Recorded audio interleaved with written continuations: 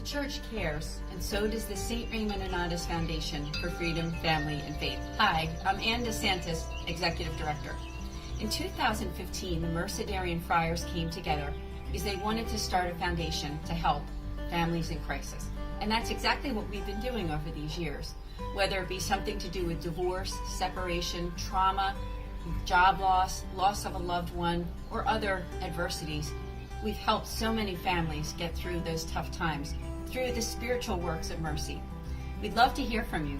Please do get in touch with us for our services. They are prayer, priestly consultation, podcasts and videos, and programs and events. We look forward to hearing from you. Just go to nonotus.org and get in touch with me. I look forward to hearing from you. God bless.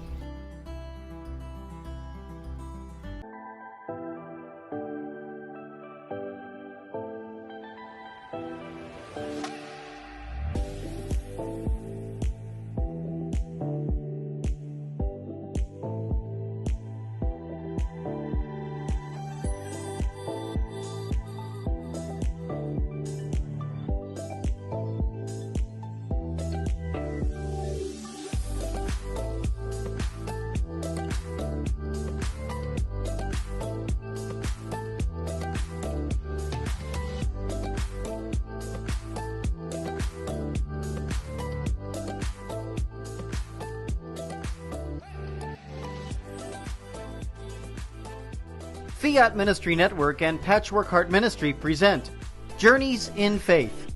Now, here's Anne DeSantis.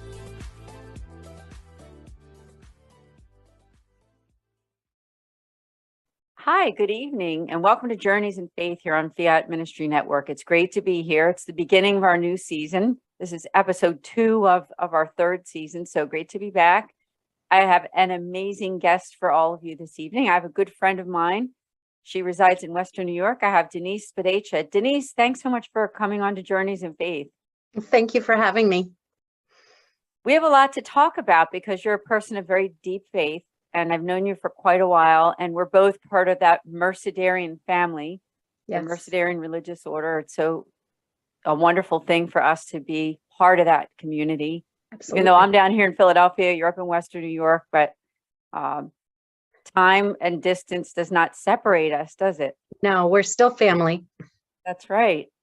And so I thought for the beginning of the show, if you could just start out with your own faith journey. You know, you went through cancer this past year and treatments, and but anything you want to share about your Catholic faith and maybe Sure. the beginning of your life too, and we'd love to hear. Sure. So I grew up in a small town outside of Albany, New York. And my parents, I was a cradle Catholic. My parents they have now up in heaven. May they rest in peace. They were really devout Catholics. Somebody asked me once, who was the first person to introduce me to Jesus? And I remember so vividly, if I can share this one little story, I was probably 4, maybe 5. And I was a daddy's girl all the way. And my dad had promised me that on a Saturday morning, we were going to go do something. I don't even remember what it was, but I was so excited about whatever it was I was going to go do with my dad. And I woke up first and I went running into his room and I woke him up. And I'm like, come on, Dad, come on, we got to go. And I get up thinking, he's getting out of bed and following me. And then he wasn't behind me. And that was the first time I noticed how he started his day. I looked back. And he was on his knees praying. And that just has always stayed with me, just that image of my dad, before he would get up and start his day, he was on his knees with his prayers. So that was always, that stuck with me. And faith really has always been a part of my life. But I would say it was probably 15 to 20 years ago that I really started to take ownership of it as an adult. To really take my faith seriously and really experience what that relationship with Christ really means. So I would say my main faith journey really has been, although lifelong, and more intensely in the last even 10 years. It's just part of my makeup. It's who I am, God is with me, and I know that, and I never hesitate with that knowledge, if that makes sense. Yes, it really does show. And on the second half of this program, we're going to talk a lot about what you do for a living and your Okay. work at Our Lady of Mercy. And but I also would like to talk about your family, because you have really instilled that in your daughters and even in your grandchildren. And you and your husband share that faith. So if you talk a little We bit do. about that too, because it's amazing to see how your family is really that family of faith, that family that prays together stays together, right? Yeah. And it is, it's funny because my girls are very different from each other. But they each have, I have two daughters. Let me back up just a minute. I have two daughters. One will be 32 in 2 days. The other one, Kara, is 34. So I have Kara and Katie, and they really are very different girls, but they both have a deep faith, live it very differently. Whereas my youngest, Katie, I mean, she wears her faith on her shirt sleeve. There's no She does question. in a great way. She does, and it's wonderful. And my daughter Kira, she lives her faith a little bit differently, not quite so publicly, but a very deep faith of her own. And so she's raising her children in the faith. She has an 8-year-old boy, Skylar, and a 6-year-old girl, Liliana. And she's raising the children in the faith. In fact, Skylar, we just got to go down and enjoy his witnessing his first reconciliation and first communion in May. And so that was really, really wonderful.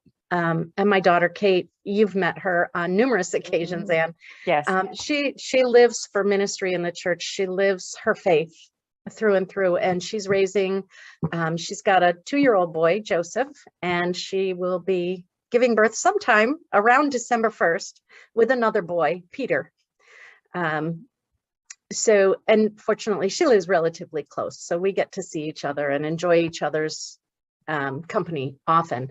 My husband and I, our Catholic faith has stayed a part of everything that we do. It's just kind of the basis for our relationship, if you will. And we get to do different things together as a result of it. I mean, we go for our first Saturday devotions, that's our date morning, with mass and confession and rosary, and then out for breakfast. And, we do a lot of things together. A year ago, we joined the organization Teams of Our Lady. We joined a team. And so we get to really communicate with other Catholic couples in a deeper way and share our journeys together. And that's been really helpful for our relationship as well. I've heard about Teams of Our Lady. Admittedly, I've never been to a meeting, but I definitely make a shout out to our audience to check it out, because I've heard wonderful things about Teams Really of wonderful. Our Lady. Yes. I want to mention one more thing when you were mentioning your family, is that one of our previous guests is your son-in-law. So Yes. If anyone hasn't seen that episode with Michael Rosala on Journeys in Faith, go back and check that out. It's on our YouTube channel, and you can simply go to either my YouTube channel at Anne DeSantis, and then we have it also on Journeys in Faith TV.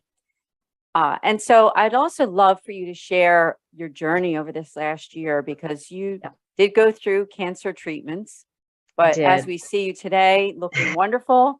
Thank you. I'm feeling wonderful.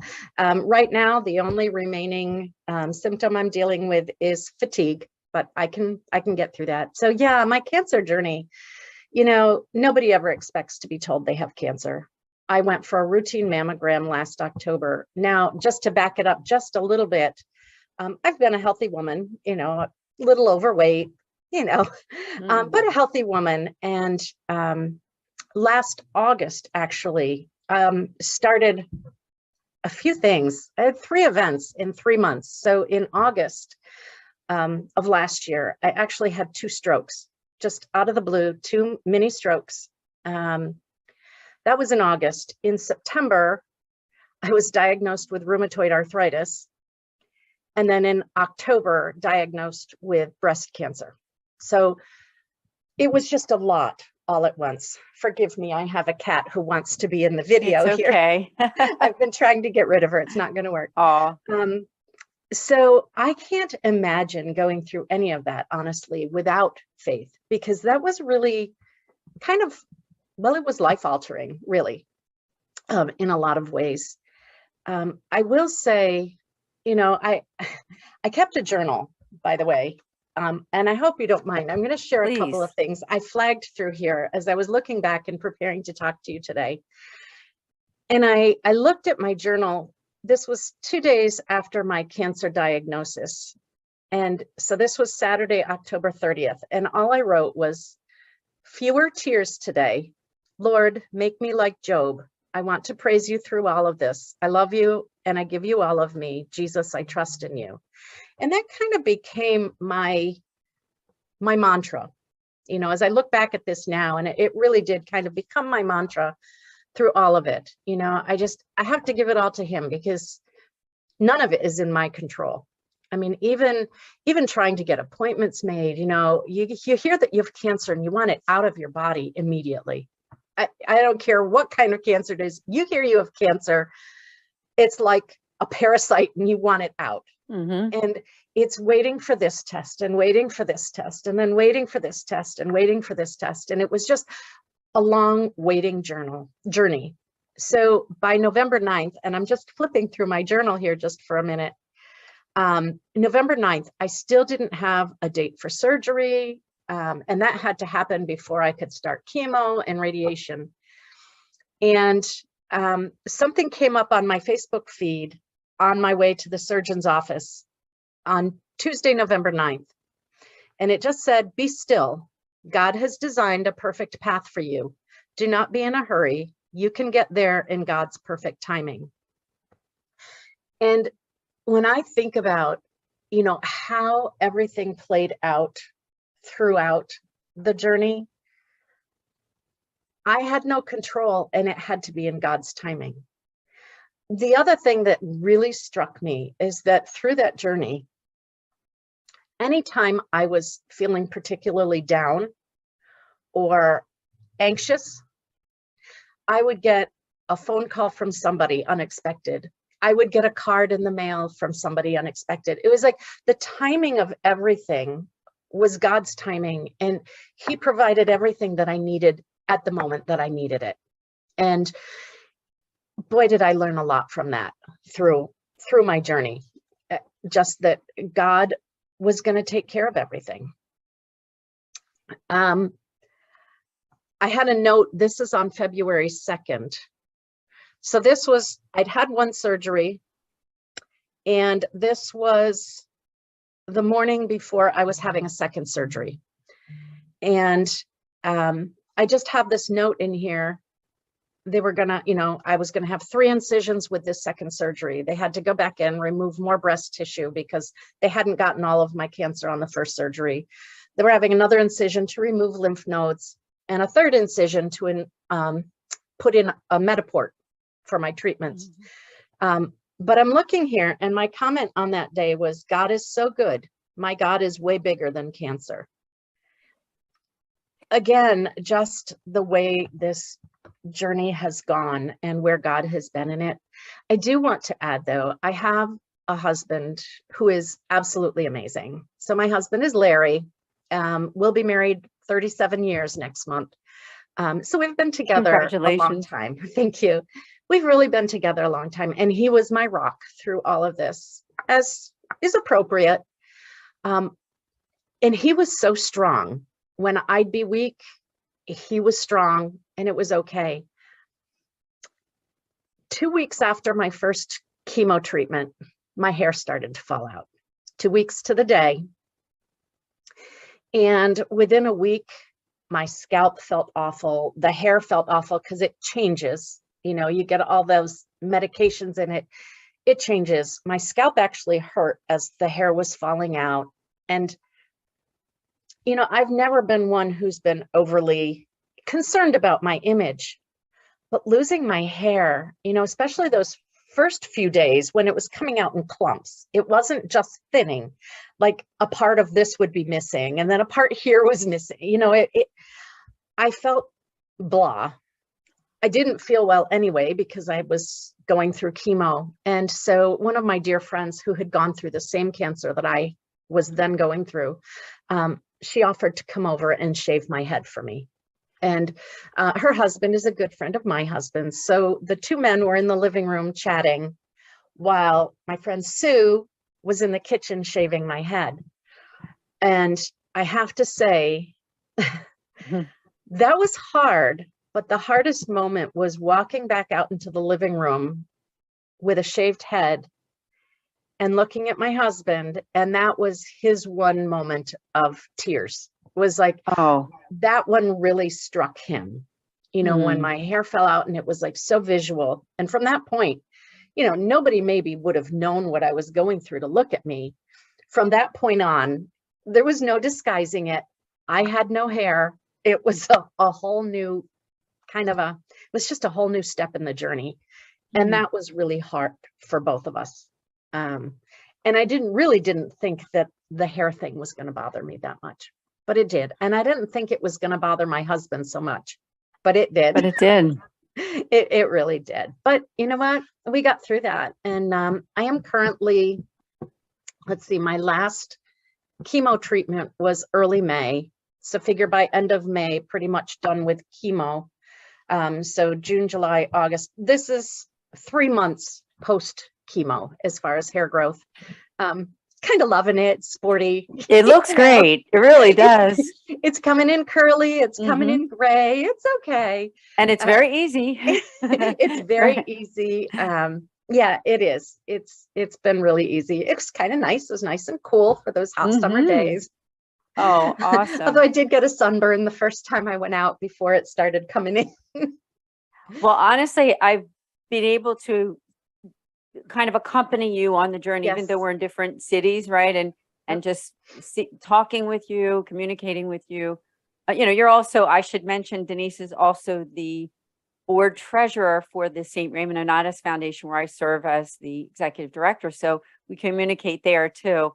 So being able to kind of watch her during this journey and seeing her growth in her spiritual life. And as she mentioned, even with her husband, there were some hard times there. You mentioned about the first time when he saw that you were losing your hair, but how he's really gotten you through to Oh persevere my gosh. and be stronger now in your marriage is just incredible. Yes. Such a Stronger in my witness. marriage, but I also have to say stronger in my faith. Like Mm. I had a solid faith going into this, but the way God carried me through it, it's that much stronger. So, people might think it's odd for me to say that cancer was a blessing for me. Not that I would wish to go through it again, Right. but I can truly see the blessings that came from my experience with cancer. I had an opportunity. It was I was nearly done with my radiation treatments, and radiation was 5 days a week for 4 weeks. So it was every day. I had I to head remember. into Rochester for that. And the one day, I think I had 3 or 4 radiation sessions left. And normally there's not an overlap in the radiation waiting room. So I'm generally, they take me in, I get in my gown, I sit in another waiting room until the person before me is out, and then I'm right in. Well, this time when they put me in the waiting room, there was a woman there, I would say about my age. So, very young. So she was there, and she got handed her calendar with all these appointments. And I said, oh, I remember seeing that calendar, anyway, we got to chatting, and she was there because her mom had been diagnosed with cancer, and her mom was 84, different kind of cancer than mine. But she said her mom was just really emotionally a basket case over it. Mm. She knew she hadn't started chemo yet. She was going to be doing chemo and radiation at the same time. I had an opportunity before I went in for my radiation when they were bringing her out. I asked the radiation techs if they could give me a minute. And I actually had an opportunity to talk to her and encourage her. And I gave her a hug, and I said, you know what? I said, you're going to get through this. It's going to be hard, but telling her things to look out for. And I said, the biggest thing, I said, you have to be kind to yourself. Mm. I said, when you're tired, rest. When you feel like you need to cry, cry. I said, it's all about getting yourself through this right now. And she gave me a big smile, and she hugged me back, and she was grateful. And I thought, you know what?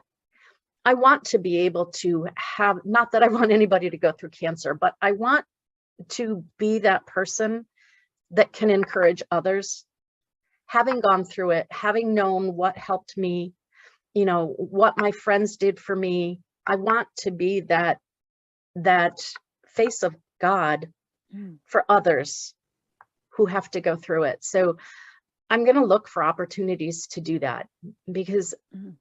to me, I'm a better person for having had cancer than I was beforehand.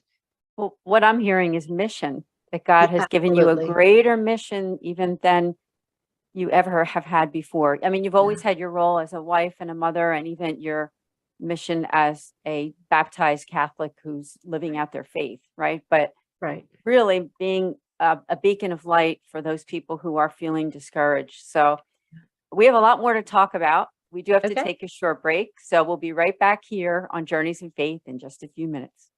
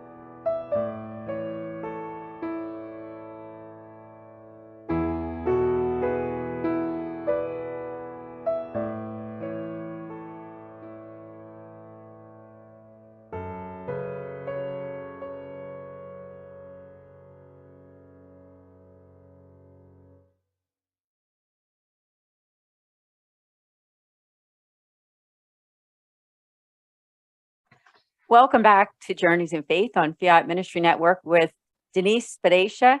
She is a wonderful guest for our second episode of this season. So Denise, again, thank you so much for taking the time to let me interview you for your wonderful faith journey. Thank you. It's my pleasure. Thank you again. So for the first half of the show, we talked about your faith, your family, your journey with cancer. And I thought maybe for this part of the show, we could talk a little bit about that commonality that we both have with the Mercedarian order. Sure. Of course, you work for Our Lady of Mercy, St. Brigid's Parishes in Western New York. I visited there before, and I just love the community there, the people. And I'm the executive director for the St. Raymond Donatus Foundation, which is a Mercedarian ministry. So what's it like for you day to day? Tell us what you do with your interactions at church with the people. And I know you're a catechist, and you also work with young adults and youth as well. So tell us more. Sure. So I am the director of faith formation for the parish.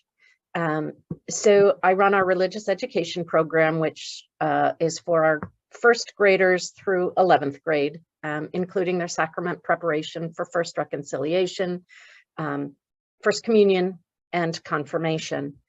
I also facilitate a weekly formation program for adults, which you've joined us for occasionally, Anne. That's been great. Yes, I love it. And that's been really great for me, getting to share my faith and grow in my faith too with other adults. I also lead parent catechesis during our religious education year. Once a month, we have a day that the parents come in for catechesis, and I have been leading that for, I think, 4 years now. So I love it. So I'm at the church. I pretty much live there. Many church workers, I'm sure, feel that way. It is a blessing to be there. It's a blessing to serve in ministry there. One other part of my job that doesn't really seem like ministry, but can be, is that I run our cemetery. I'm kind of the superintendent of our parish cemetery, which sometimes, just involves selling plots or making sure graves get opened when people pass away. And sometimes it doesn't seem like much of a ministry position, but at the same time, if somebody comes in because they've just lost somebody, and they're grieving that very fresh loss of a loved one, but they don't have cemetery plots. So, they're right in the middle. I mean, the funeral obviously hasn't happened yet. The pain is really fresh. And, walking with these people as they're choosing cemetery plots, and I have that opportunity to share Christ's love there as well, and just try to give them as much comfort as I can, reinforce the fact that we'll be praying for them and they can call anytime they need anything. And so even the cemetery piece, it doesn't really kind of play into my faith formation role, but at the same time, it does give me an opportunity for ministry as well. So yeah, we're gearing up for a new year. We're going to start our faith formation program, starts up again next Sunday. I start our adult faith formation new season this coming Wednesday. This past summer, I had an opportunity to lead a teen Bible study. And it's wonderful to have teenagers. I had 8 teenagers. They give up a half a day a week to come to Bible study. And it's, it's wonderful. It's just awe-inspiring for me. So love my job. It's one of those things I love going to work every day. Well, it shows. It really shows. Good. And the other thing you do, which I think you're still doing, is that daily rosary, right? Aren't you doing?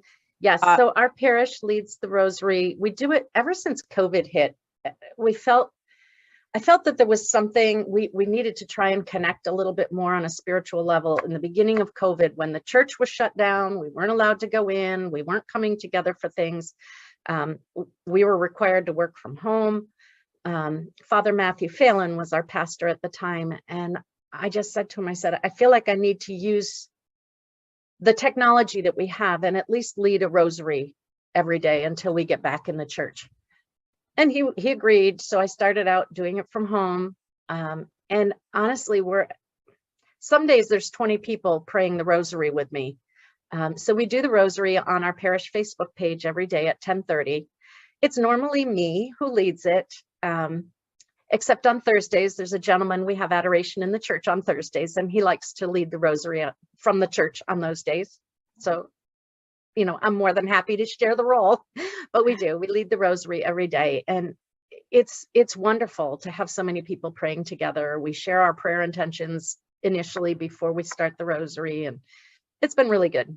And so we've been back in the church, obviously, for over a year, and this daily rosary has just continued.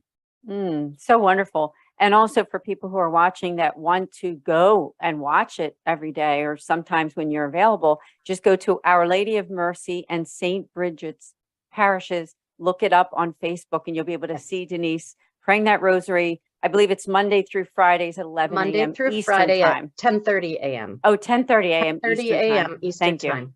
Yes. Good to know. Good to know.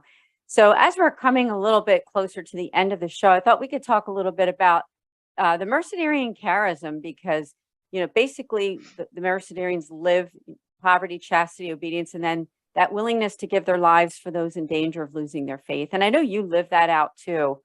So I wonder if you could talk a little bit about that. Absolutely.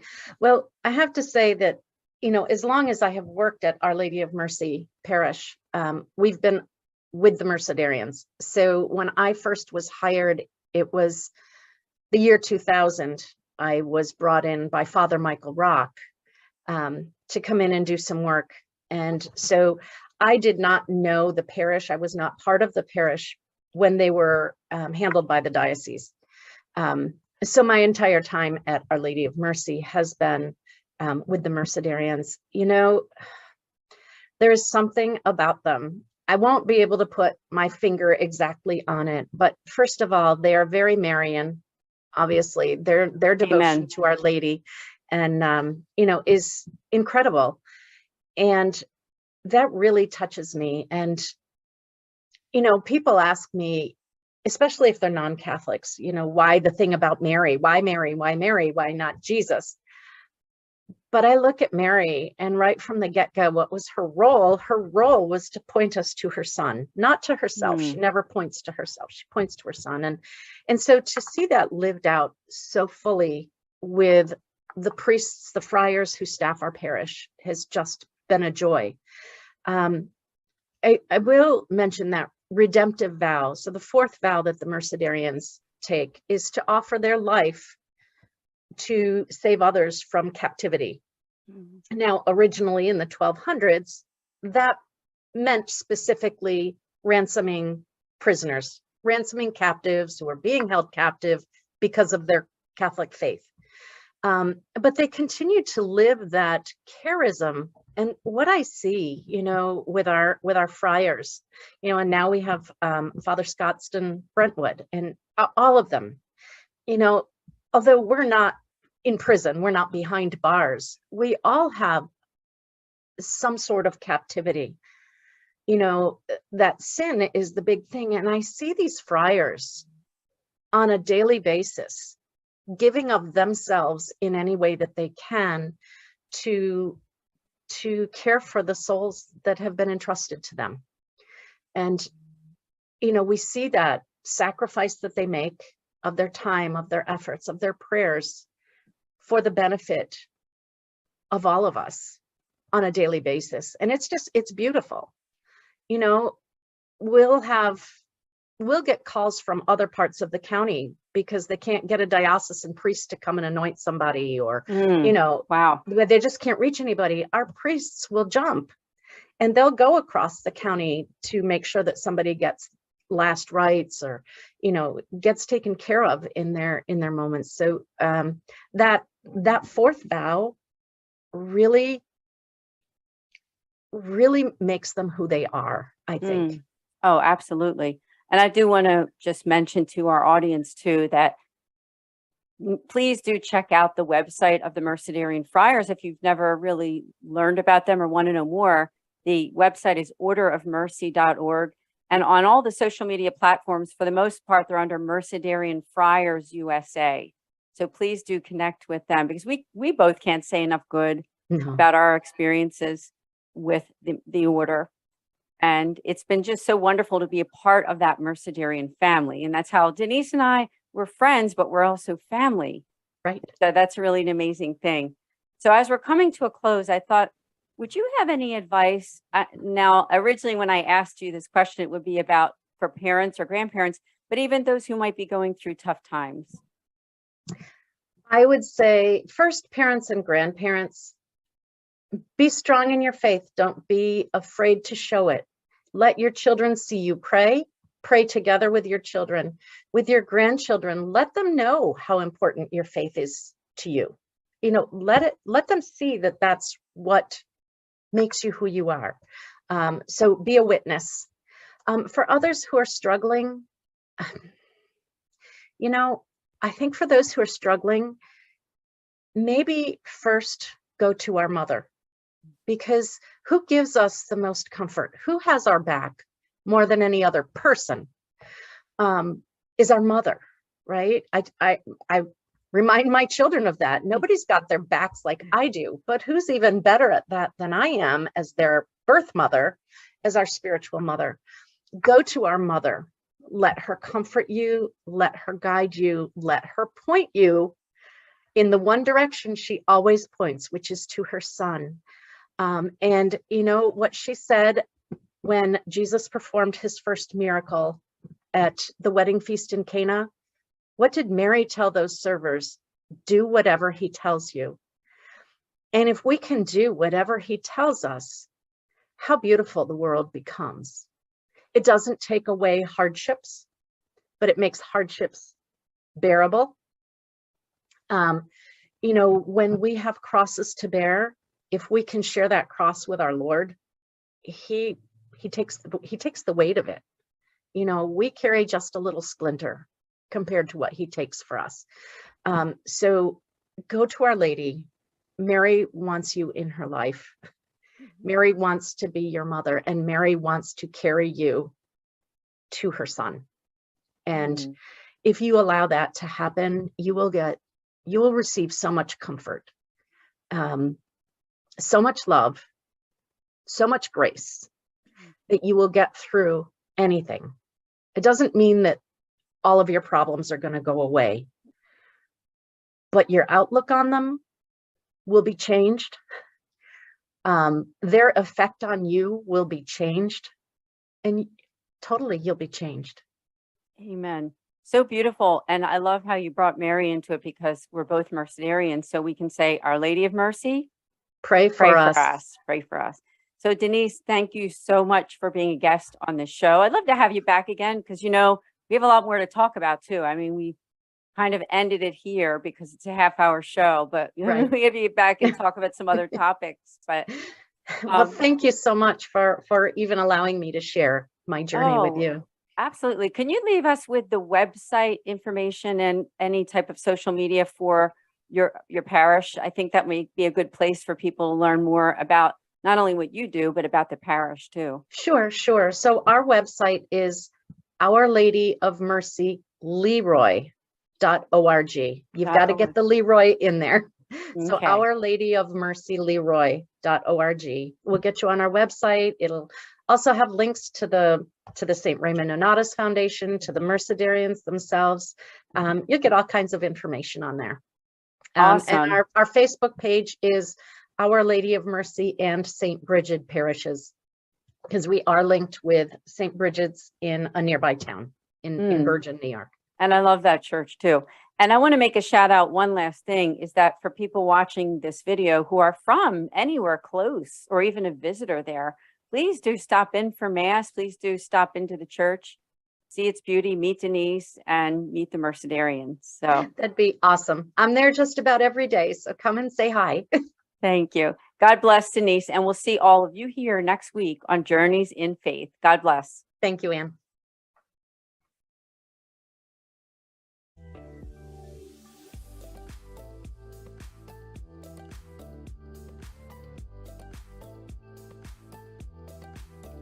Journeys of Faith is a production of Fiat Ministry Network and Patchwork Heart Ministry.